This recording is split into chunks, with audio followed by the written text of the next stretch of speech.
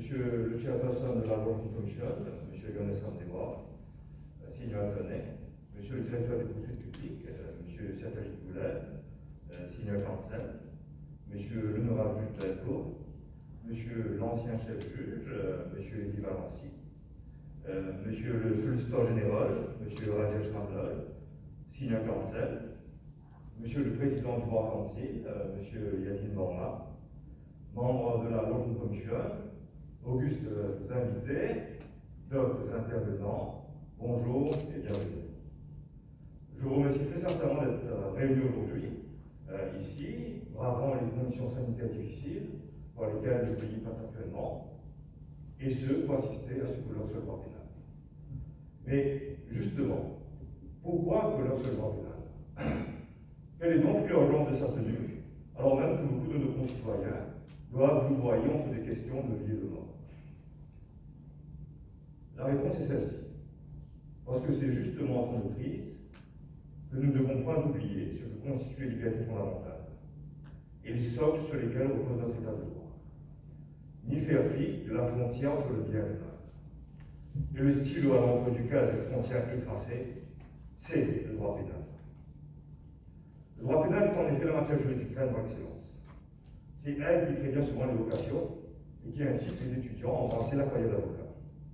Se voyant déjà dans les prétoires, se lançant dans des envolées lyriques face à jeu. Mais comme beaucoup ici pourront témoigner, la réalité est souvent moins glamour. Si certes la rhétorique a indéniablement sa place dans un procès au pénal, la maîtrise technique de la matière n'est toutefois pas en reste.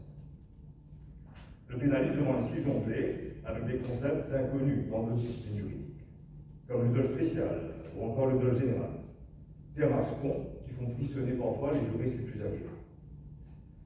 Il va encore se demander si tant les éléments matériels que moraux sont réunis, sans quoi l'infraction ne saurait être constituée.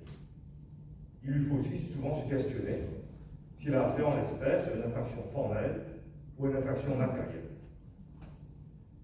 Mais dans tous les cas de figure, et quelle que soit l'infraction à laquelle il est confronté, le pénaliste se doit de maîtriser le droit pénal général.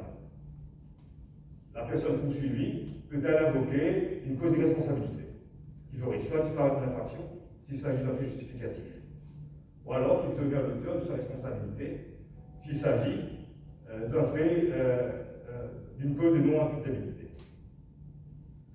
Il doit encore jauger s'il convient que l'auteur soit poursuivi à titre principal ou alors seulement comme complice, sachant que notre droit retient la théorie d'emprunt de criminalité. Ou encore se demander si l'infraction est consommée, ou alors s'il n'y a plus de tentative. C'est-à-dire, comme nous l'avons tous ici appris par cœur, que l'acte est marqué pour un commencement d'exécution, une absence de discours volontaire. Et si l'infraction n'est pas consommée, sommes-nous alors présents dans une infraction impossible? Et si tel est le cas, s'agit-il d'une impossibilité absolue ou relative? Mais nous verrons également que notre droit pénal ne se cantonne pas au corps étroit du code pénal, et que des lois spéciales viennent régler la matière, tenant là de la tradition britannique. Ainsi, nous aurons le loisir d'examiner plus tard le Criminal Code Supplementary Act. Enfin, nous nous attarderons sur les exigences d'un droit pénal du XXIe siècle et sur le fait que nous ne pouvons pas faire l'économie de maîtriser certains pans, comme l'entraide judiciaire, l'expertise scientifique ou encore la cybercriminalité. Nous aborderons donc toutes ces questions et bien d'autres encore lors du présent colloque. Ainsi, durant cette journée, nous passerons en revue l'état actuel du droit pénal, tant en ce qui concerne les infractions contre les personnes que celles contre les biens. Ce faisant, nous verrons immanquablement que des lacunes existent au sein de notre code pénal. Mais est-ce que cela devrait nous étonner, sachant que notre code pénal date de 1938 et qu'il a connu peu d'évolution durant ces 2 derniers siècles, au contraire du code pénal français dont il puise son inspiration. Ainsi, quand on prend en cours le code pénal mauricien, c'est un véritable voyage dans le temps auquel on se livre. Non seulement les termes employés sont si bien souvent désuets, mais en plus sont-ils sévèrement connotés, attachant une importance prégnante aux notions de bonne morale, aux notions de morale et de bonne mœurs. sans compter des incriminations qui ont depuis longtemps disparu du code pénal français, ou alors que ce dernier se donne la peine de définir, tandis que le nôtre possède pas en tautologie, comme c'est le cas avec le harcèlement sexuel et le viol. En effet, quiconque qui aura suivi des cours de droit pénal à Maurice se souviendra de sa stupeur en apprenant la définition du viol par l'enseignant. Ce dernier, après avoir laissé passer quelques secondes de silence, par accentuer le suspense sans doute, ou alors plus vraisemblablement pour essayer de se rappeler la citation exacte peut-être, convoquait un auteur dont le nom en faisait sourire beaucoup dans la salle. Garçon, d'où le nom d'une des tables qu'on a présentées ici. Selon ce dernier, le viol se caractériserait, je cite, par un coït illicite avec une femme que l'on sait ne point consentir.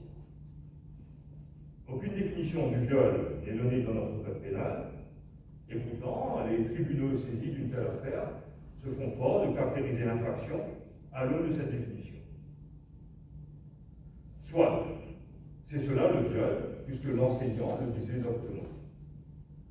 Plus tard, certains étudiants, les plus assidus du moins, se risqueront à aller consulter quelques ouvrages de droit pénal spécial français. Quelle ne sera pas alors leur surprise de découvrir que le droit positif français définit tout autrement le viol. Celui-ci serait tout acte de pénétration sexuelle. Qui plus est, même une femme pourrait être trouvée coupable de viol. Notre cher étudiant est ici estomaqué. On avait toujours appris qu'une femme ne pouvait être que complice d'un tel crime. Là voilà devenu un auteur à part entière. Donc notre étudiant se risque à poursuivre plus loin la lecture du manuel, les mains tremblantes à l'avance à l'idée de ce qu'il va bien pouvoir découvrir. Il apprend que la sodomie n'est pas un crime si elle est pratiquée entre adultes consentants. Notre texte, lui, punit un tel comportement d'une sévérité pénale ne dépassant pas 5 ans. Qui plus est, sous le même intitulé, sont rapprochés la sodomie et la bestialité, cousant ainsi dans un même sac, pour emprunter les mots du doyen Cordonnier, à propos du complice, le sodomite et le zoophile. Décidément, ce valeureux étudiant va de surprise en surprise.